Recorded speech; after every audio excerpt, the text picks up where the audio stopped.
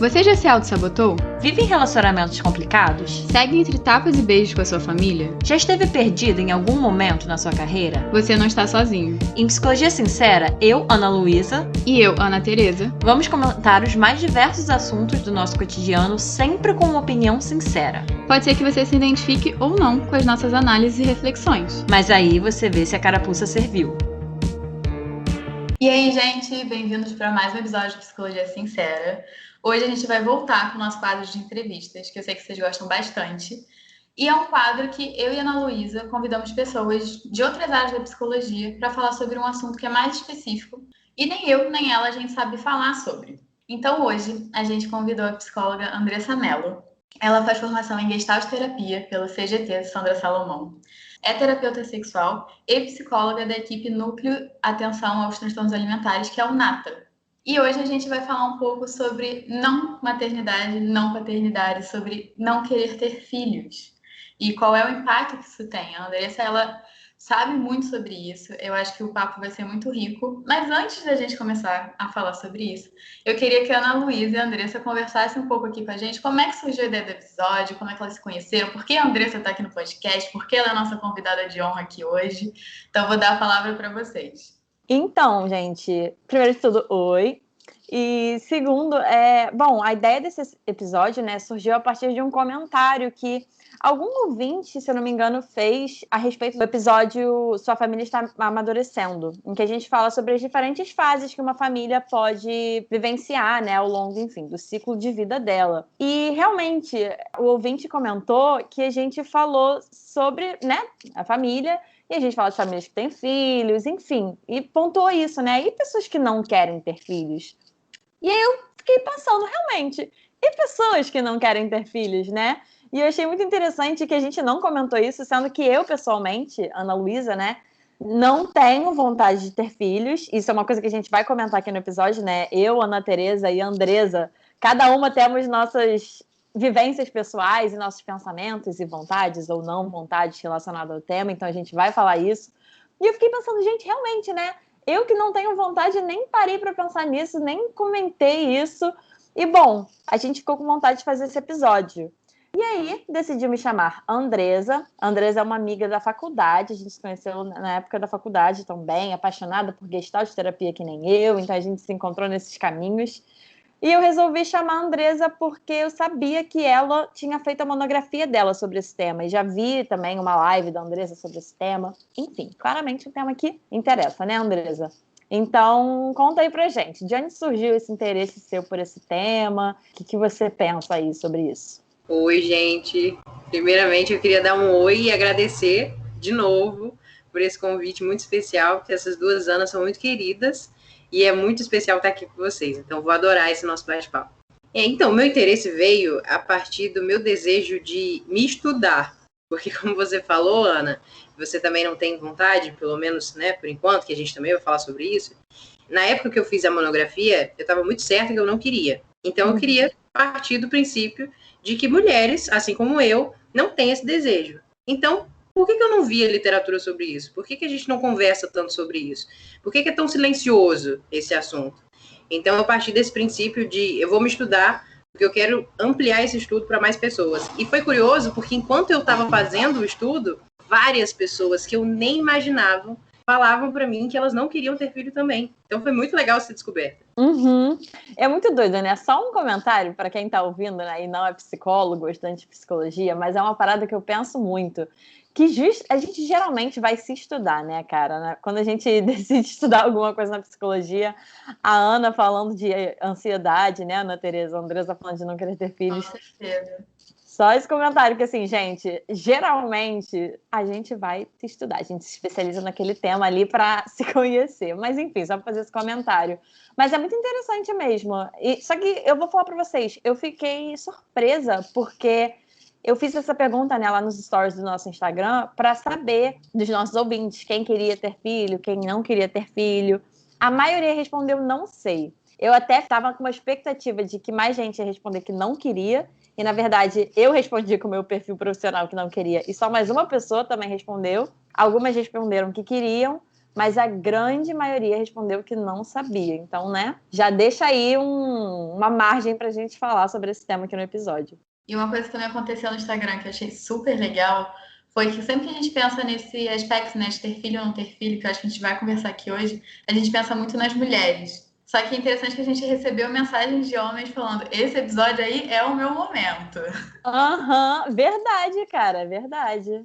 Que legal vocês falarem isso, porque essa dúvida que ficou mais forte no Instagram das enquetes, né, já é um movimento interessante da gente prestar atenção.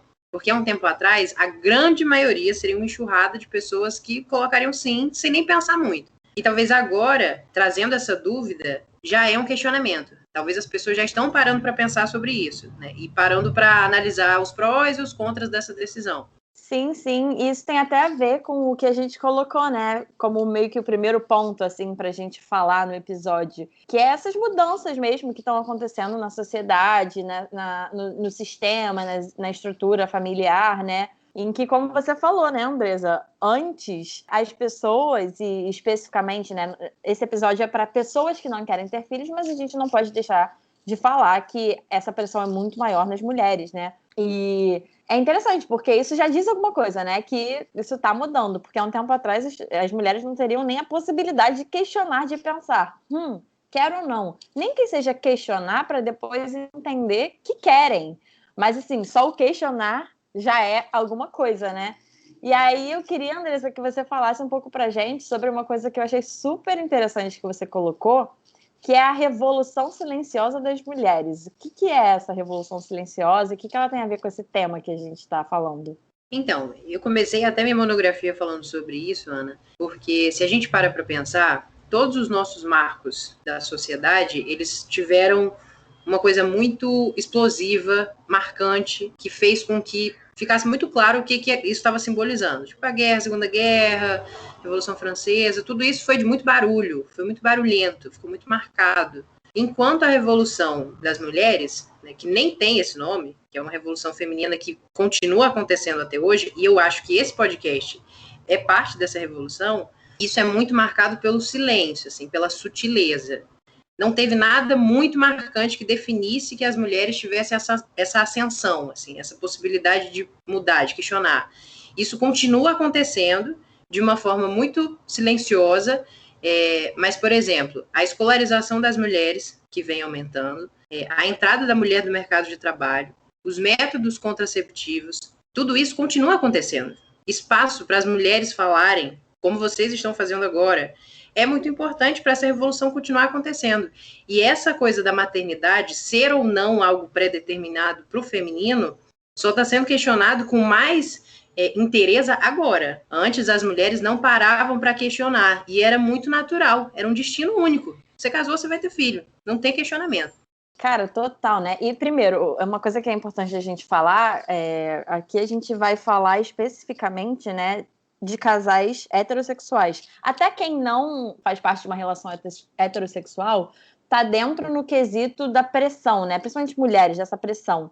Mas é porque quando a gente fala dessa coisa do casal, é que geralmente isso perpassa, assim, a relação heterossexual no sentido forte dessa decisão, até porque, gente, os casais homossexuais, eles têm toda uma outra questão, né, que entra a questão de adoção, até da validação desse casal, que a gente ainda não tá num lugar em que esses casais são tão validados quanto os heterossexuais, mas enfim, só para fazer essa pontuação que eu acho importante falar, em relação a isso que você estava falando, Andresa, me veio uma coisa que realmente, né, isso é um processo que eu não sei se vai ter um momento em que vai ter um marco específico, eu acho que são pequenos, grandes marcos que a gente vai tendo ao longo da história, né? E até uma coisa que eu pensei é que, de novo, esse episódio é especificamente para pessoas que escolheram não ter filhos, mas um desses marcos que eu acho que a gente ainda não atingiu e eu espero que a gente atinja, e eu acho que vai fazer parte dessa revolução, é até a própria legalização do aborto, né? Porque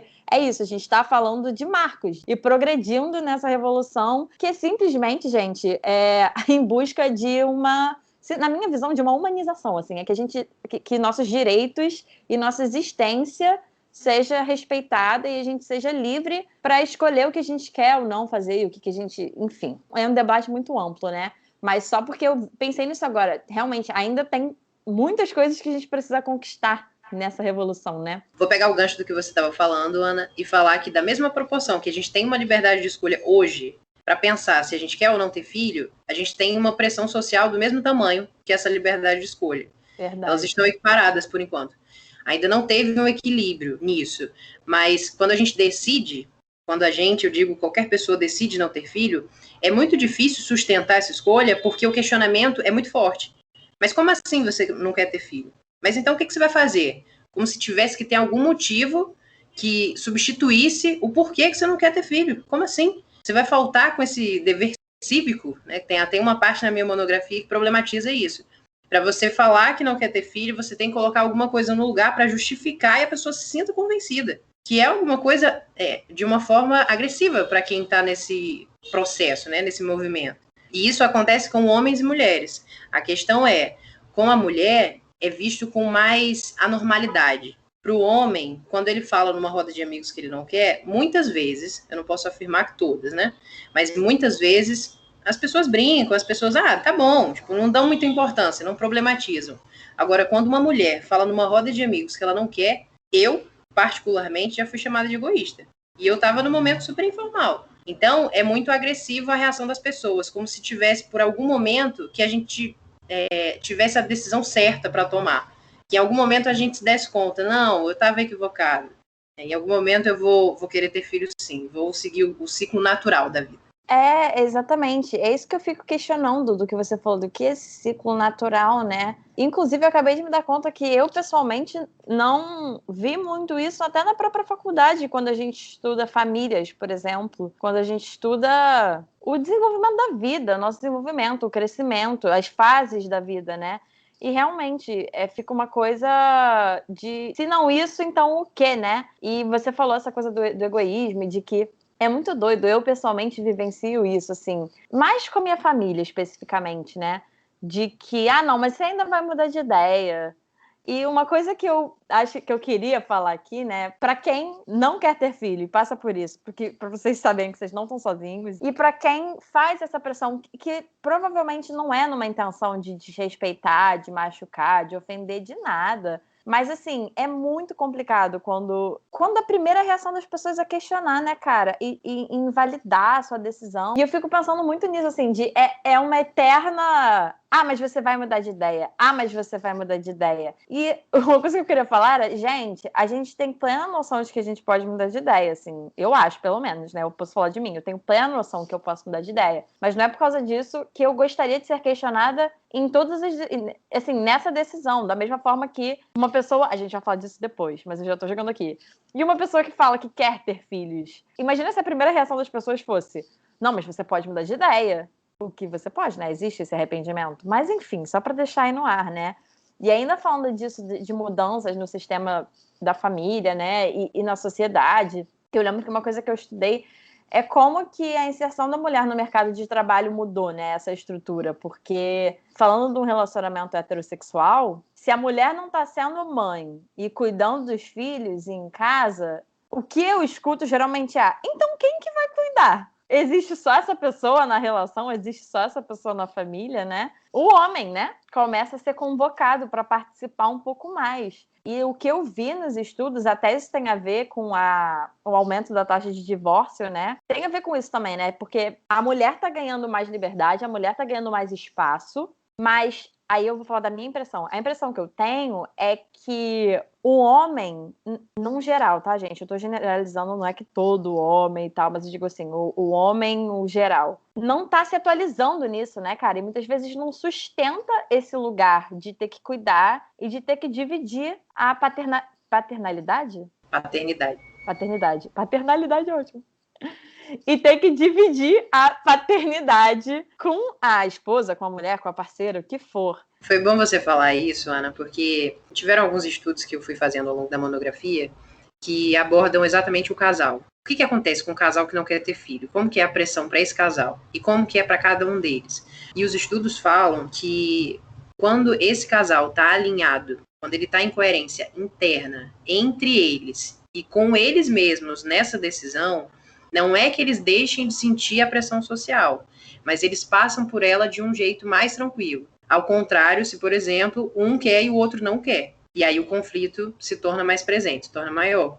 Cara, isso deve ser muito tenso, né?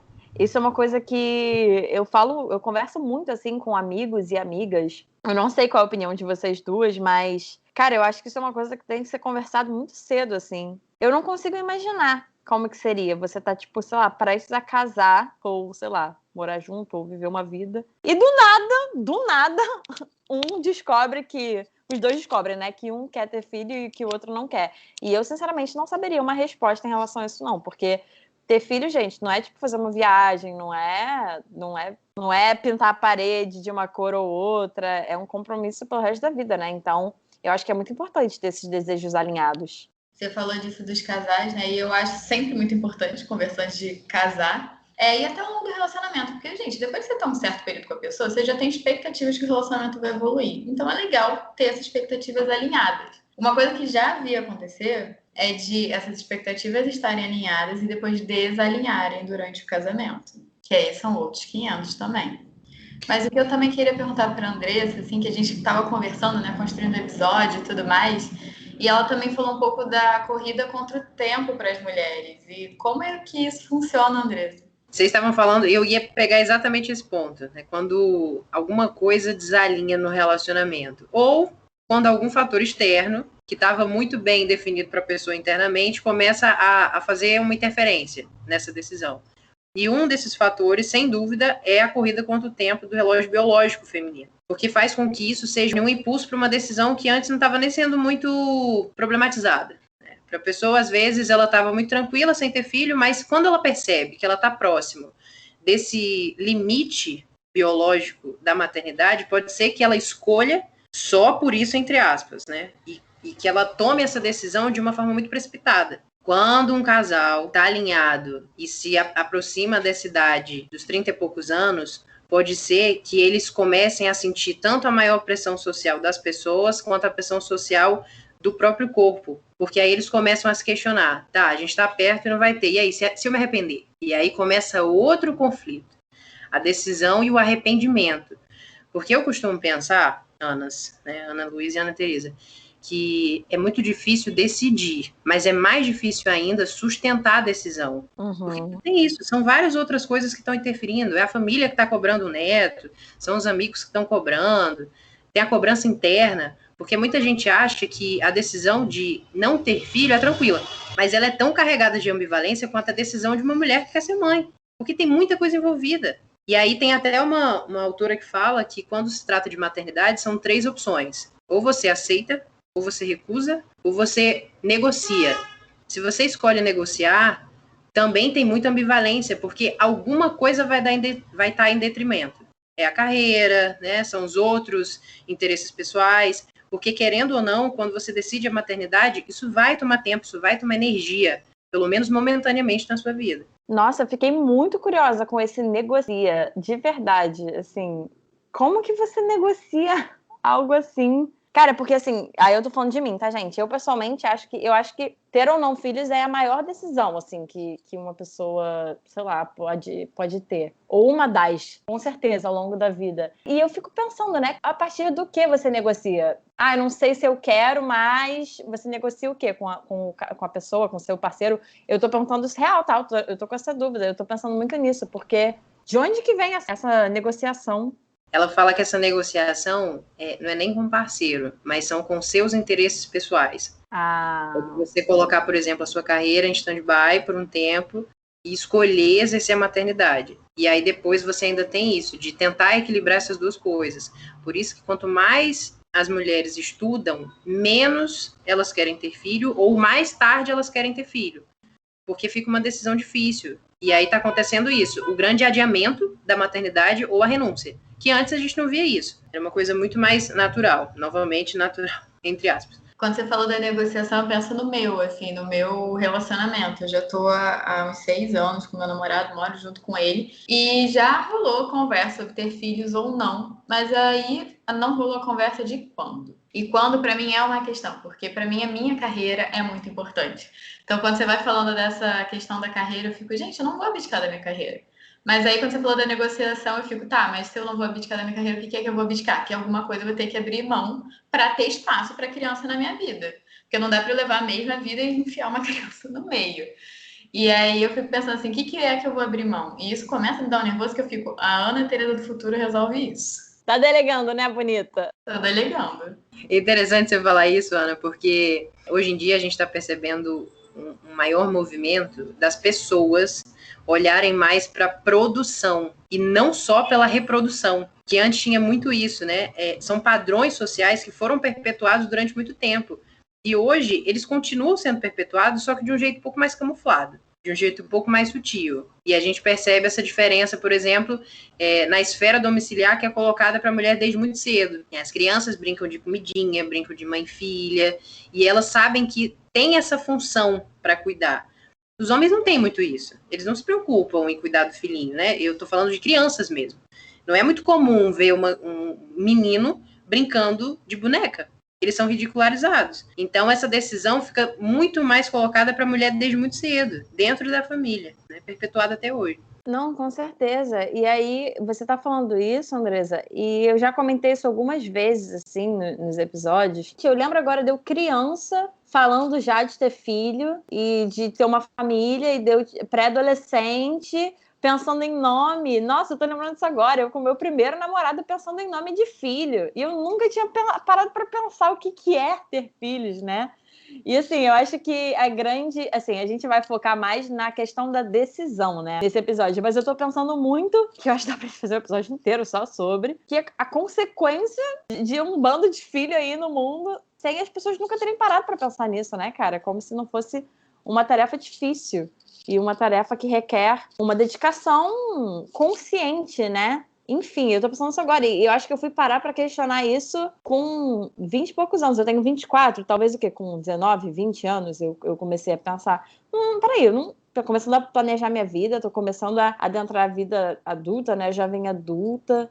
E aí as pessoas começam a falar sobre isso. E aí fui vendo um grande ponto de interrogação, assim, peraí... E foi muito com isso, né? A gente falou do movimento feminista, foi muito quando eu conheci o movimento feminista e comecei a conhecer justamente esse âmbito que me colocou, entre aspas, né? Eu me coloquei nele e junto disso me vi num lugar de poder questionar. Mas é muito doido que isso, assim, é entranhado, né, cara? E justamente nessas sutilezas de... a menina brinca de boneca e brinca de filhinho. E não tem... Gente, assim, quer dizer, eu pessoalmente questiono esse tipo de brinquedo, mas eu acho que eu questiono mais do que o brinquedo em si, o fato de que isso é só vendido para meninas, né? São sutilezas muito fortes, né? Que quando a gente para pensar fica muito evidente. Mas antes da gente parar esse questionamento, a gente leva também como natural. Você estava falando da decisão, Ana, e teve uma entrevista com franceses em 2009. Foi parte de um estudo. E eles fizeram a pergunta: por que fazemos filho? E os resultados apontaram que 48% das respostas estavam associadas ao amor, 69% ao dever e 73% ao prazer. Então, a razão, né, o racional, pouco importava, porque as pessoas estavam decidindo muito mais pelo campo afetivo e normativo do que pela avaliação do benefício e dos sacrifícios que essa decisão acabam tendo, né? Que é muito disso. E me fez lembrar até de uma vez que eu estava numa aula com uma dinâmica de grupo e o professor estava fazendo algumas perguntas para a turma e o combinado era que todo mundo que concordasse ficava em pé e todo mundo que discordasse ficava sentado, uma coisa assim. E aí ele fez a pergunta: quem quer ter filho? E ficaram 2 pessoas sentadas. E aí ele ficou tão incomodado com essas 2 pessoas sentadas que ele perguntou: ué, mas por que vocês não querem ter filho? E aí o que aconteceu é que essas 2 pessoas, e eu era uma delas, a gente conseguia argumentar e a gente conversou tranquilamente do porquê. Não, porque a gente quer outras prioridades, a gente quer fazer outras coisas, não sei o quê, tudo bem. E aí eu propus: vamos fazer o inverso então. Vamos perguntar para todas as pessoas que querem por que elas querem. E nesse momento, muita gente ficou extasiada. Nossa, eu não sei.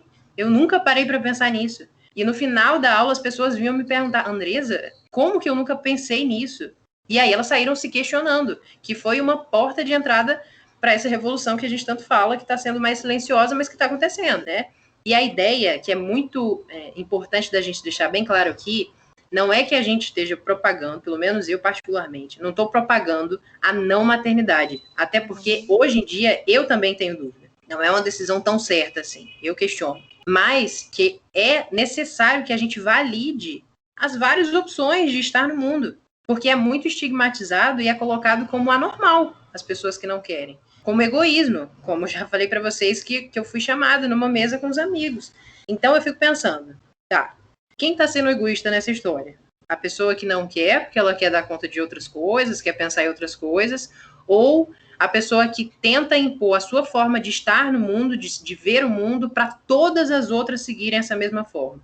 É um questionamento muito importante. Quem está sendo egoísta aí? Sim, com certeza. E você falou, eu achei muito interessante dessa pesquisa, né, com franceses, e você falou que 40 e poucos % falaram que era amor ao parceiro, que você diz? Amor à idealização de ter o filho. Também tem isso, tá. né? Essa idealização. Como a gente já idealiza e já coloca expectativa numa criança que não existe ainda. A gente vai chegar nessa parte, gente. A gente vai chegar nessa parte, mas exatamente. Você falou amor, e eu queria compartilhar também com os ouvintes. Primeiro que eu concordo super com isso que você falou, né? Quando eu falo firme sobre a minha decisão de não ter filhos, eu acho que eu falo firme não porque eu quero propagar e eu quero que as pessoas não tenham e eu quero propagar que ninguém vai ter filho, porque mulher independente é mulher que não quer ter filho. Não, gente. Feminismo não é isso. Feminismo é sobre liberdade de escolha da mulher e de viver no mundo. Mas eu acho que eu falo de uma forma firme, porque eu sou tão questionada que eu faço essa reação de... Enfim, mas só para deixar claro, né? Que eu acho que eu falo firme por uma questão minha mesmo de precisar reafirmar tanto. E zero para propagar. Mas você falou essa coisa do amor, e eu fiquei pensando em uma coisa que eu já até compartilhei com a Andresa, acho que também talvez com a Ana Teresa, né? Sobre o meu processo em relação a isso, né? Porque a Andresa compartilhou com a gente que ela já foi questionada sobre a decisão dela, né? Quando ela estava mais certa de que ela não queria. Questionaram ela em relação à idade, por exemplo, em relação mas você tá num relacionamento? E a parte do relacionamento não me questionam, né? Porque eu tô num relacionamento. Mas idade, sim, né? Eu tenho 24, falo isso, e me falam, não, mas você ainda é nova, você ainda pode mudar de ideia. E eu acho muito doido, né? Porque até quando, por exemplo, minha mãe, o meu pai, alguém da minha família, eu falo, gente, mas a minha mãe decidiu casar com 21 e ter filhos com 24. Assim, não sei se na época questionaram, né? Até, eu acho que em relação até a casar, talvez possam ter questionado, mas assim, pensando a mesma idade, uma pessoa decide ter, não é tão questionada, e uma pessoa decide não ter, e é tipo, não, mas você é muito, muito nova. Gente, eu tenho 24, imagine eu com bebê. Eu já fico nervosa de pensar eu com um bebê com 24 anos. Gente, eu falo pra minha mãe, eu falo assim, mãe, se eu descubro hoje que eu tô grávida, pra mim é gravidez precoce, sabe? Mas uma coisa que eu queria falar em relação a esse meu processo, né, que, por exemplo, uma vez questionaram a Andresa porque ela não estava num relacionamento na época e a decisão dela era, não quero ter filhos. Mas você tá num relacionamento? Então espera, quando você tiver, vai mudar de ideia. E eu posso falar por mim, gente. Eu tô num relacionamento de 4 anos. Eu tô muito feliz com o meu namorado. Eu super me vejo no futuro com ele. Mas eu sigo com essa decisão. Não tem a ver necessariamente com você estar num relacionamento ou não, ou você estar feliz no relacionamento ou não. E é aí que entra a discussão mais polêmica de todas. O instinto materno existe? Como é que a gente explica o instinto materno, que seria um desejo universal, biológico, se existem pessoas como eu, Ana, ou qualquer outra mulher, que não têm essa vontade, e pior, as mulheres que já estão mais velhas, que decidiram não ter e que sustentaram, estão muito bem. Não se arrependa dessa decisão. E mais, como é que explica as mulheres que tiveram e se arrependeram? Tem um livro chamado Mães Arrependidas, que elas falam que elas não odeiam os filhos, elas não desgostam dos filhos, mas elas não gostam do exercício da maternidade. Então elas se arrependeram mesmo. Como é que a gente explica isso? Então, tem uma autora chamada Badinter, que a minha pesquisa falou bastante sobre ela, que ela fala que o instinto materno não dá pra gente definir somente como hormônios e o biológico da mulher. Tem muito mais coisa envolvida, tem todas as vivências interpessoais que a gente não parou para investigar ainda. E é um amor, é um sentimento como qualquer outro, ambivalente, inseguro, imperfeito, que pessoas têm, outras não têm, e às vezes é uma coisa adquirida da sociedade. Não é tão inato assim. É algo pra gente pensar. Será que existe mesmo? Você foi falando, me lembrou até de quando as pessoas glamorizam o fato de você ter um bebê recém-nascido em casa. Que, assim, isso agora eu vejo mais mães falando sobre como é exaustivo, como é cansativo você ter um bebê para cuidar e como a maternidade muitas vezes é glamourizada e como as mulheres agora estão falando sobre... Não é glamour, é criança chorando, é limpando cocô, é criança gritando, depois a criança vai crescer e é uma série de outros desafios a cada etapa. Então, assim, você tem que estar disponível para passar por essas etapas todas, porque você não pode pular, né? Se você quer exercer a maternidade, você não pode simplesmente pular essas etapas. Total, e o quanto que ainda é chocante, né? Pessoas compartilharem. Eu vou falar por mim, gente. Por mais que eu tenha esses posicionamentos que eu falo aqui, eu ainda levo um susto quando eu vejo uma mulher ou reclamando, ou se colocando dessa forma tão genuína, né? De, cara, tô de saco cheio hoje. Cara, não tá legal. Cara, hoje eu odiei ser mãe. Eu levo susto às vezes, e aí eu lembro, tipo, caramba, que legal, que bom, fale mesmo, para isso ser normalizado, né? E essa coisa da maternidade foi muito por onde que esse processo que eu falei, né, dessa coisa do relacionamento mental, foi bem por aí, assim, que eu fui me dando conta. E, de novo, gente, quando eu falo me dar conta, eu tô falando hoje. Óbvio que eu sei que isso pode mudar, eu posso mudar de ideia, mas, enfim, eu só posso falar por mim hoje. E que hoje eu me sinto bem firme nessa decisão. Mas, assim, eu percebi que... Eu até compartilhei isso com a Andresa recentemente. Quando eu pensava em ter filhos, quando eu penso em ter filhos hoje, eu penso muito nesse meu parceiro, né? No meu namorado.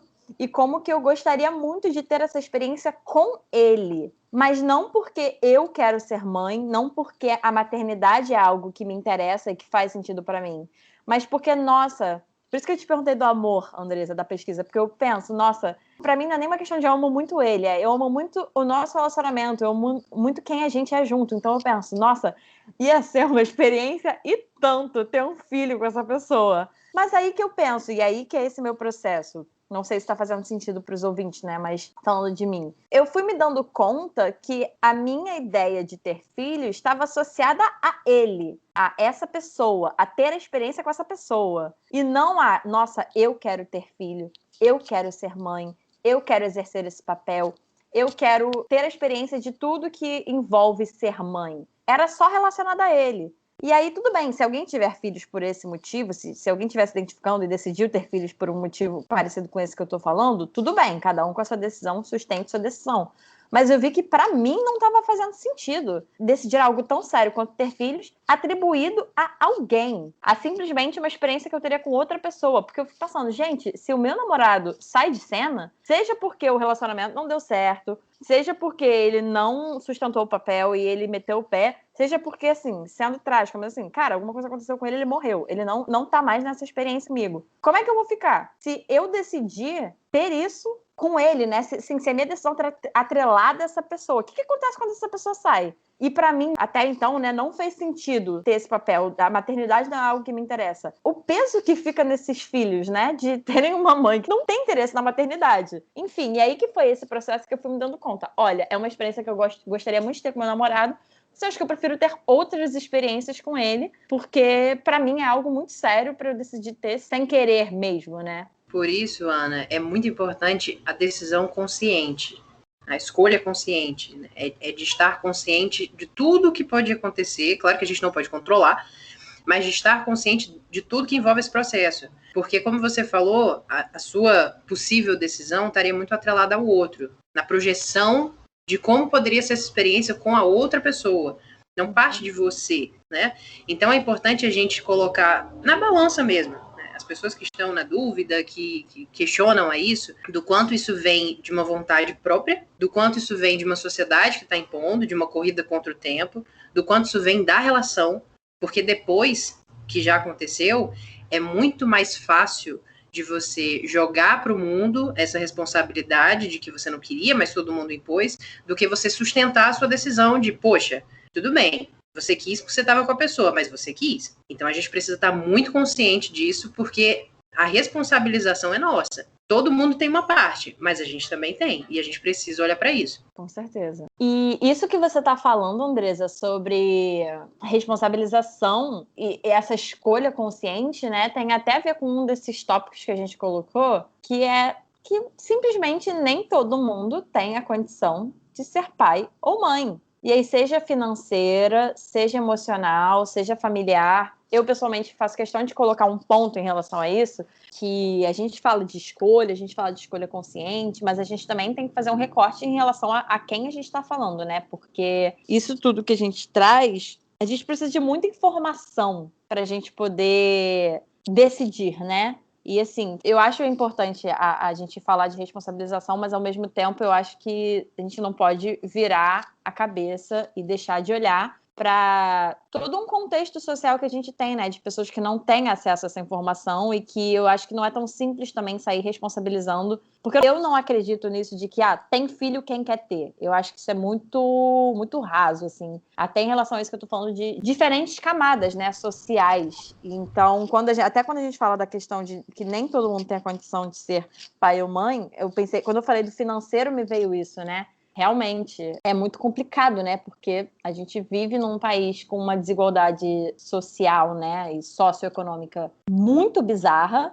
Mas eu não sei vocês, aí cada uma tem sua opinião, sua visão em relação a isso. Mas nesse caso, eu não me sinto à vontade de responsabilizar também essas pessoas, né? Porque, enfim, o buraco é muito mais embaixo.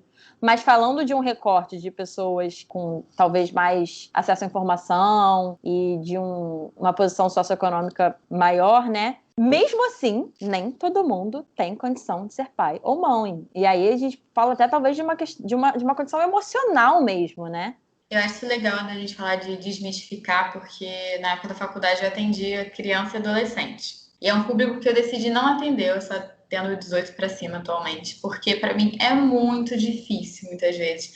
Porque muitas vezes você vai ver que muitos dos problemas que a criança está tendo é em relação ao relacionamento mãe e pai que eles têm. E aí entra, muitas vezes, né, até em supervisão, entrava um questionamento assim, né? Por que esses pais decidiram ter filhos? Porque até às vezes o local do psicólogo é meio conserta. Não quero saber, eu tenho a minha vida, conserta. Eu fico pensando até que ponto isso é responsabilidade do psicólogo, até que ponto essa pessoa parou para pensar, eu quero realmente ter um filho, eu não quero ter. E saber, assim, que existe uma disponibilidade emocional que você tem que ter quando a gente fala sobre filho. Porque muita gente fala de financeiro, filho é caro, filho ocupa tempo, mas também é emocional, gente.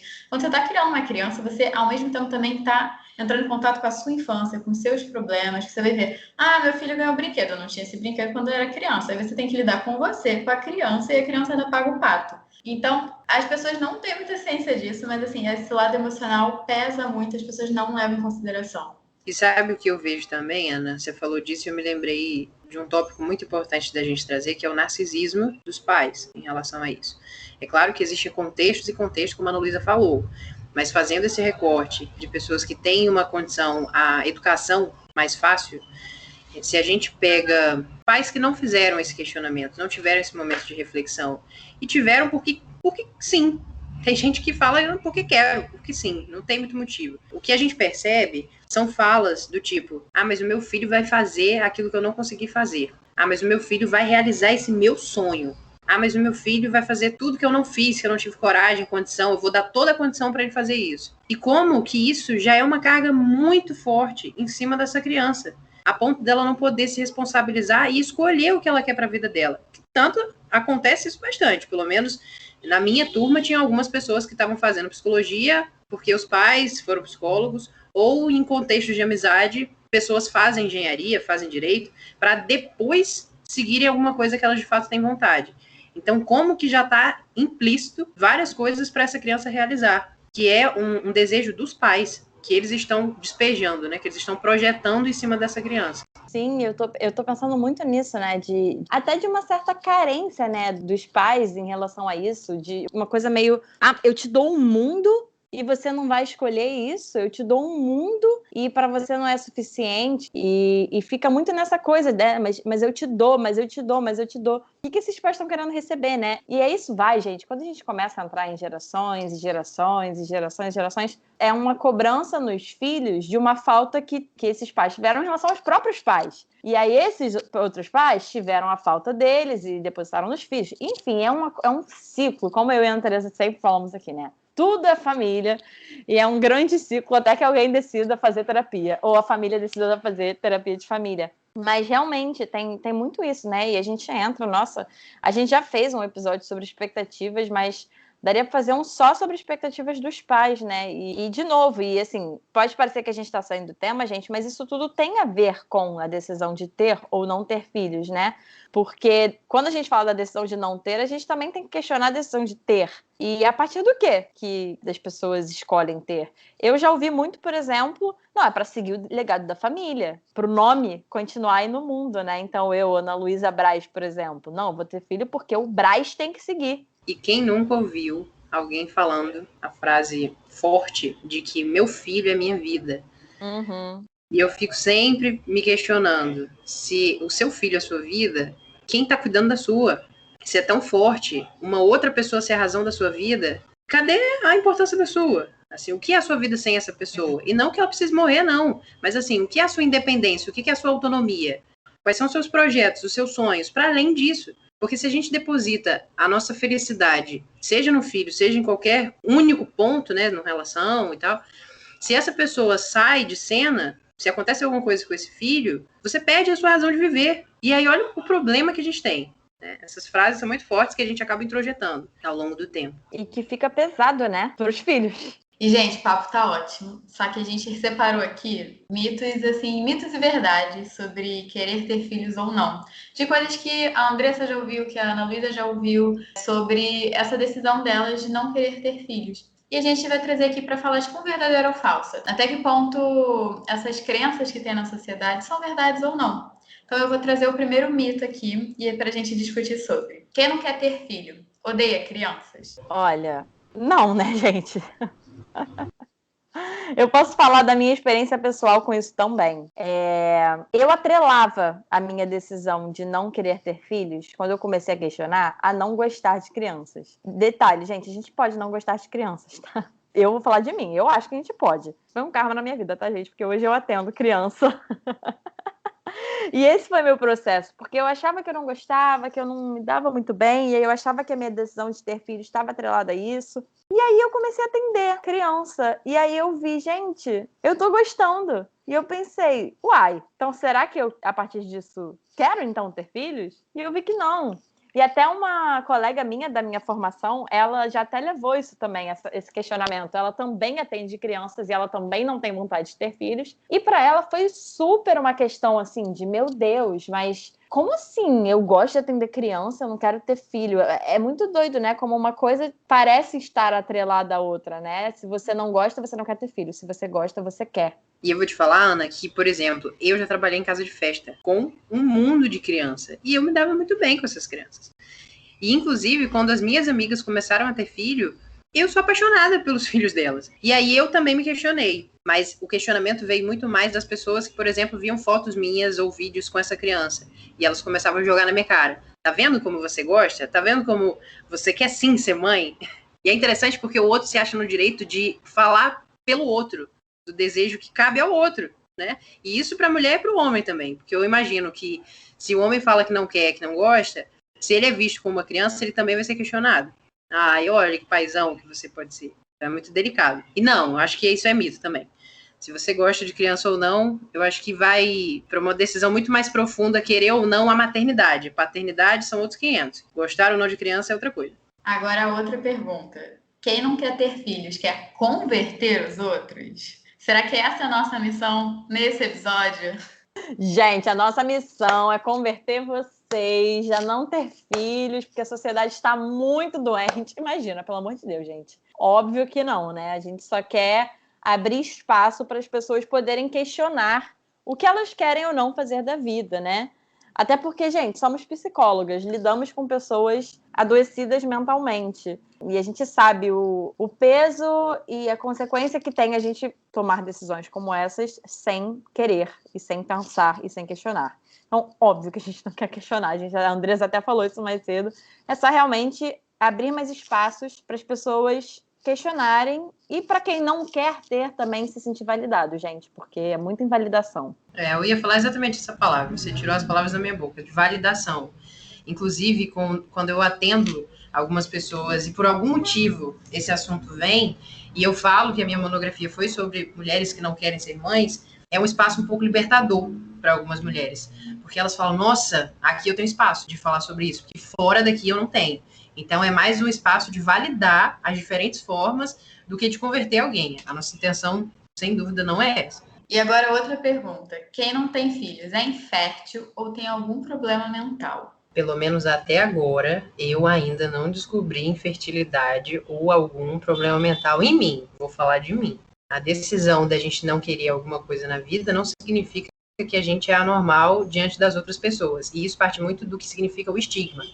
Estigma é quando uma pessoa tem um atributo que torna ela diferente de todas as outras da mesma categoria e faz com que ela seja recriminada por isso. Mas não, gente. Se eu não quero viajar, se eu não quero fazer tal coisa, não quero casar, não quero ter filho, isso não diz respeito à minha condição emocional. Pelo contrário, é um gosto pessoal. Todos nós temos direito de gostar ou não gostar, ou querer ou não querer alguma coisa. Não é só o inato, não é só o biológico que define a decisão da maternidade ou paternidade. É muito além disso, a gente conversou bastante. E as pessoas que não têm filhos são simplesmente solteironas, que não conseguiram arranjar um parceiro ou uma parceira. Gente, essa é incrível, assim, sabe? E também já vi muita gente falando de mulher que não tem filho e que é uma grande... Como se fosse uma grande falha, assim, né, na vida. Que, nossa, ela realmente é incapaz de achar alguém. Gente, claro que não. É só a gente ver os casais mais velhos que não têm filhos, né? Então, não, gente, claro que não. Hoje em dia, o que a gente percebe é que ter filho não está mais naquele pacotinho do ser feliz, do ser realizado na vida.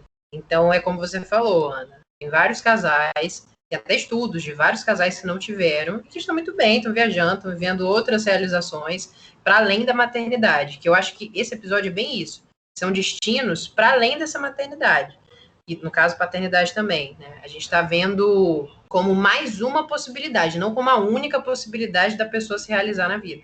E outra aqui, então, gente. Se um casal não tem filhos ou não quer ter filhos, é porque tem algo de errado com o casal. Nossa, isso é uma coisa que eu posso falar. Eu escuto muito, muito, muito. E, gente, claro que não. Mas isso é bem real, assim, né? É muito doido, porque sempre é uma coisa de sai do normal, é errado, tem algum problema, não tá saudável, vai bem para essa coisa que você falou do estigma, Andresa. E eu escuto bastante isso, assim, porque eu não tenho vontade de casar, igreja, cartório, isso tudo, já é um questionamento. Então você não vê um futuro com fulano. Ter filhos, então, é super, assim, mas, gente, claro que não é porque tem algo de errado, porque são duas pessoas que estão alinhadas nos seus desejos, que se encontraram, resolveram dividir a vida. Sem filhos, a vida não faz sentido. Gente, eu já tô nervosa só de ouvir isso. É muito pesado isso, meu Deus.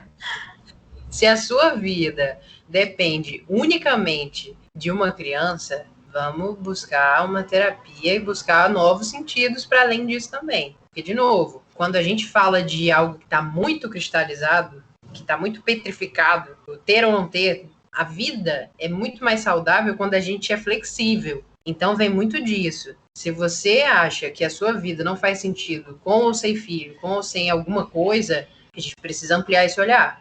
É claro que alguns interesses são maiores ou menores do que outros. Mas a gente está falando de uma coisa muito cristalizada. De onde é que vem isso? Com quem que você aprendeu que o filho é a parte principal da sua felicidade? Se por acaso você não quer ter filho, você vai ser infeliz pro resto da sua vida? Desculpa, porque a Andresa falou da vida fluida, eu lembrei da Gestalt, eu tô aqui, a Gestalt é tão linda, porque fala justamente disso, né, da gente, um dos objetivos, né, eu tava lendo só agora, inclusive, antes da gente se encontrar para gravar, mas um dos objetivos da terapia em Gestalt terapia é justamente, não atingir, assim, mas a gente reconquistar esse espaço fluido, né, de viver e sem essas grandes cristalizações, né, e é exatamente isso. Aí eu falo em relação a qualquer coisa, gente. Sem filhos, a vida não faz sentido. Sem trabalho, a vida não faz sentido. Sem fulano, seu parceiro ou sua parceira, a vida não faz sentido. Eu não lembro em qual episódio eu e a Ana Teresa falamos. Não lembro mesmo, mas a gente falou alguma coisa sobre diversificar, né? Igual as nossas ações e nossos investimentos. É a gente diversificar, se for para falar em sentido, né? Sentido eu acho muito pesado, mas enfim, já que é essa frase, diversificar o sentido da nossa vida. Seja nos filhos, na família, nos amigos, no trabalho, no seu relacionamento, no seu lazer, no seu prazer pessoal. tem tantas coisas, né? Então fica muito pesado quando é só uma coisa, fica muito pesado mesmo. Interessante que me fez lembrar de uma frase da Sandra Salomão, que ela fala que de quanto mais pessoas você depende, mais autônomo você é. Por mais paradoxal que pareça, a explicação é o seguinte: se você depende de uma única pessoa e essa pessoa por algum motivo sai da sua vida, a sua vida perde realmente sentido, porque você colocou tudo de expectativa em cima dela. Agora, se você tem uma rede, se você tem essa diversificação que você falou dos sentidos da sua vida, se um deles der errado, se um deles não vai como você planejou, você tem outras coisas para preencher. Você tem outras possibilidades. E aí não fica tão dependente daquela única coisa, daquela única pessoa, da única possibilidade ali. Amei, Andressa. Nossa, essa frase tapa na cara. E, gente, para finalizar aqui o nosso joguinho de verdadeiro ou falso, a escolha de não ter filhos é para sempre. Olha, eu diria que não. Como qualquer escolha, nada para sempre, né? A Andressa é um exemplo, né? A Andressa já esteve num momento que estava muito firme, que não queria, e hoje está na dúvida. Só Deus sabe para onde que isso vai. E é isso, assim, nada para sempre, né?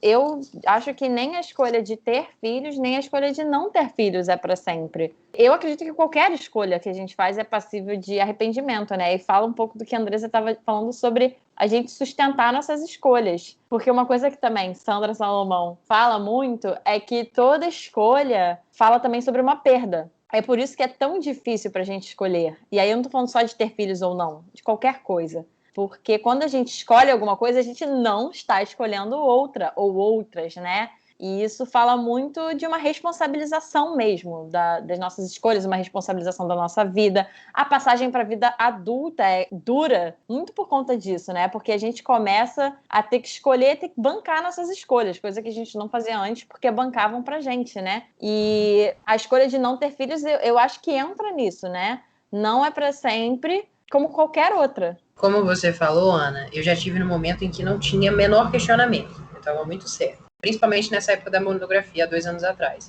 Hoje não é como se eu tivesse mudado completamente de ideia, mas eu estou no meio termo. Então, eu fico pensando, trazendo a Gestalt mais uma vez, nessa coisa do figura e fundo. Porque, às vezes, tem uma coisa que está muito de figura, está muito forte como objetivo da nossa vida no presente. E daqui a pouco, pode ser que isso tenha alternado e ela tenha ido para o fundo. A maternidade, a paternidade pode ser uma dessas decisões que estão mais fortes ou mais fracas nesse momento da vida. E tudo bem. Mais uma vez, a gente está falando dessa flexibilidade da vida, que a gente fica alternando e a gente está o tempo inteiro passível de mudar de ideia. Sim, e só para contextualizar a galera sobre esses conceitos que a Andressa falou de figura fundo, né? Assim, bem resumidamente mesmo. É como ela explicou, assim, a figura é basicamente aquilo que está chamando a nossa atenção, que está ali como nosso maior tema naquele momento, nossa maior necessidade naquele momento. O que tá, a gente chama de figural, né? O que tá na sua cara? Você para imaginar alguma coisa e tal, a gente está falando desse tema, o que tá na sua cara? Até enquanto a gente está falando, né, desse tema, o que mais está vindo na sua cabeça? Isso é o que tá a figura para você. Fundo é todo esse resto, é todo esse entorno que não está nesse lugar de maior destaque, digamos assim, né? Só para dar esse contexto. Pensei até aqui num exemplo, assim. Pensa no que você reclama da sua vida, é a figura. O que tem por trás do que você reclama da sua vida é o fundo. Gente, então, eu vou falar mais uma vez, a Ana Teresa não é nem Gestalt terapeuta, e essa mulher é porque é TCC, cara. Eu fico aqui 3 minutos para explicar um conceito, a Ana Teresa chega assim, então, pensa, isso, tipo assim, explicou maravilhosamente bem. Mente de terapeuta cognitivo comportamental. Gente, meu Deus do céu, eu adoro, é por isso que a gente se complementa, mas é exatamente isso.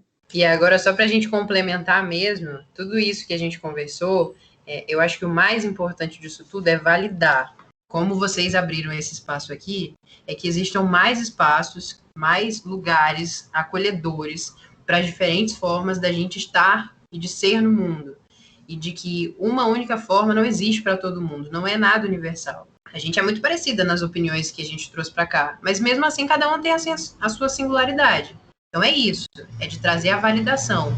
Uma passagem muito importante de uma autora que eu usei na minha monografia, que é a Sheila Hett, ela fala que a maneira que uma pessoa vive não precisa ser uma crítica às outras formas de viver. Não é porque eu não quero ter filho que eu estou criticando a mulher que está com o carrinho saindo da maternidade. Não se trata disso. Senão eu estaria caindo no mesmo lugar de invalidar o lugar do outro. A intenção é trazer a validação. A intenção é a gente considerar. Então é muito importante. Vocês concordam? Nossa, concordo super. E para mim isso tem muito. Isso a gente pode generalizar para qualquer debate sobre qualquer minoria. O nosso colega Pedro Cunha falou dessa palavra, né? Minoria, que ele não gosta muito, e eu concordo. Para qualquer pessoa e qualquer grupo que esteja fora do normal, tradicional, que é propagado na sociedade, né? Que a gente chama agora de mais de uma diversidade, né? Das pessoas, falar pessoas diversas. Para qualquer debate em relação a isso, em relação agora à população LGBT, em relação a racismo, né? Enfim, todas essas lutas. Eu acho que faz muito sentido que o que essas lutas buscam, e falando agora do episódio, né? O que esse episódio busca nunca é invalidar a forma de viver do outro ou quem o outro é, né? É só que a gente precisa de mais espaço para essas pessoas no mundo. Precisa de mais validação de quem se é e do modo de viver de outras pessoas, né? Então faz muito sentido isso que você falou. Não é apontar o dedo para quem não é desse jeito, ou para quem quer ter filho, ou para quem, enfim, tá dentro, talvez, desse padrão da sociedade, né? É só validar quem não tá, falar que vocês não estão sozinhos, falar que a decisão de vocês é muito válida, e se a decisão de vocês continuar a mesma é válido, e se a decisão de vocês mudar é válido, e a gente abrir mais espaço, né? Eu tô com isso... a gente falou de figura? Eu tô com isso muito figural para mim agora. Eu acho que, para mim, esse episódio, a minha vontade de fazer ele é realmente para abrir mais espaço para mais pessoas e para mais formas de viver. E, Andressa, para quem quer continuar assim, lendo sobre o tema, conhecendo mais sobre o tema, você tem alguma indicação para dar para o pessoal? Tem um livro de 2019, que é recente, né?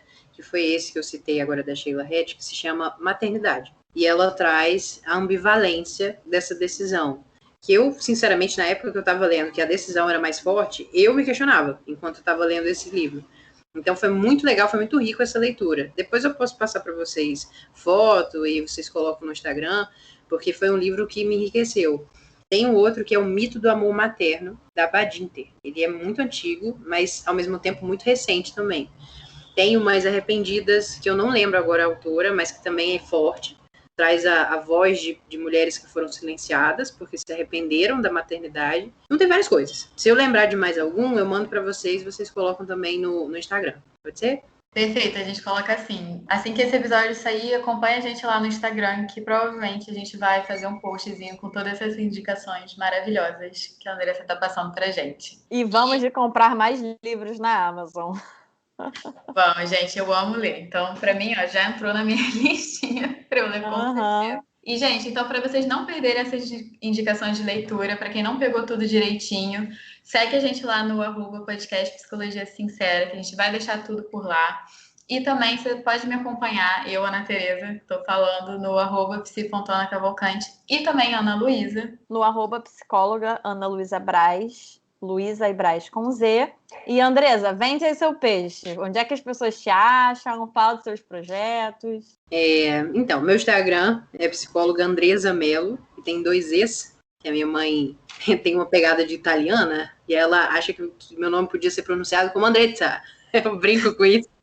Mas não é, gente, minha mãe é cearense mesmo. E eu tenho 2 projetos que são meus xodós. Se vocês quiserem ter mais contato com a Gestalt Terapia, existe o Projeto Fenômeno, que a gente coloca alguns temas da clínica sobre a luz da Gestalt.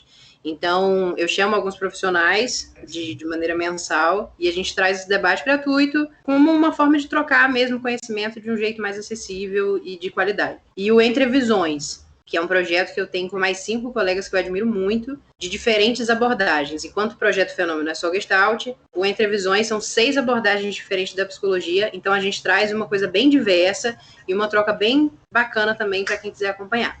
É isso. E, gente, tudo isso vai estar aqui na descrição do episódio, vai estar com os links tanto para você acessar o Instagram dos projetos que a Andressa acabou de falar, quanto também dos nossos pessoais. E o contato do podcast também, que a gente sempre gosta de estar em contato com vocês. Vocês veem que a ideia para os episódios sai muito de vocês.